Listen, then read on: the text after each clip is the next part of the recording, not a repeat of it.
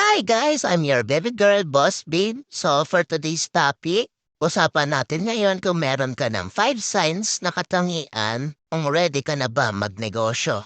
So let's start!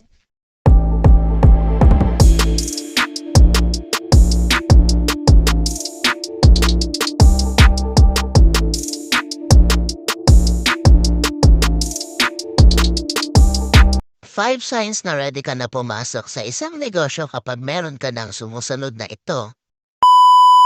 Munting paalala muna, ang mga pinagsasasabi ko is opinion ko lang ha. Kung hindi ka interesado, wag mong pakinggan. O number 1, passion and vision. So pag-uusapan natin, ano nga ba yung passion? Alam mo ba, every time makakaisip ka ng idea, ibig sabihin pala nun kinakausap ka ni Lord at nasa sayo na yun kung paano mo siya gagawin.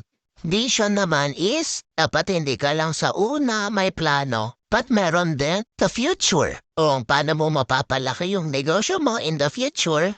Siyempre kapag nag-uumpisa tayo, kailangan natin sasamahan ng pagtsatsaga at pagtitiis. So kung meron ka ng passion and vision, pangalawa, find your niche. O dapat alam din natin kung ano ba talaga yung gusto mong negosyo. Either food ba to or services? Dapat magkaroon din tayo ng tamang research and huwag kang magmadali. Aralan mo kung anong produkto ang gusto mong pasukin. Kapag alam mo na, dapat pangatlo, financial readiness. Pag sinabing financial readiness, hindi naman kailangan natin ng 1,000,000 para makapag-umpisa ka kaagad. Pag ilang natin tatandaan dyan is, apat ang savings and business money is magkaiba po yan ha. Di mo sila pwede pagsamahin.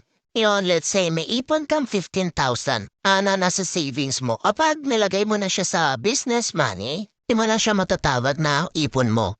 Meron ka ng 15,000 pesos na pang kapital. Huwag mo muna isipin, nakikita ka kaagad.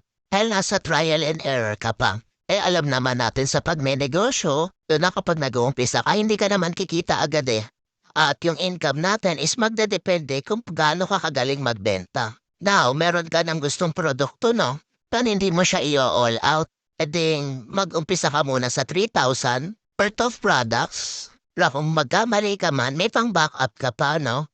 So, meron ka ng passion and vision. Alam mo na yung niche mo. And financial ready ka na din. Number 4 is risk tolerance. O ano nga ba yung risk tolerance? O tatanungin kita ngayon. Risk taker ka ba? Kasi kung hindi ka risk taker, ang pagnenegosyo ay hindi para sa'yo. Dahil sa pagnenegosyo, lahat sugal. Isusugal mo yung oras mo. Dito kailangan mo mag-effort. Kahit pakiramdam mo walang progress, hindi ka pwede sumuko. Sa maling tao lang tayo pwede sumuko. Yun na nga. Yun na nga.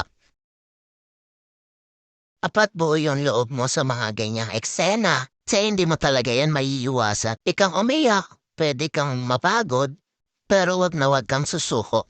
Number 5 is find your network. Ito yung pinaka-importante sa lahat. Kasi hindi lahat ng kaibigan mo, isasamahan ka sa pagnenegosyo. So sa lahat ng bagay, may tamang tao yan. Meron nga tayong kaibigan pang inuman. Gusto mo mag-inom, diba? Mo naman pwede tawagin yung kaibigan mo na yung hindi nagiinom. So sa pagnenegosyo, ganun din.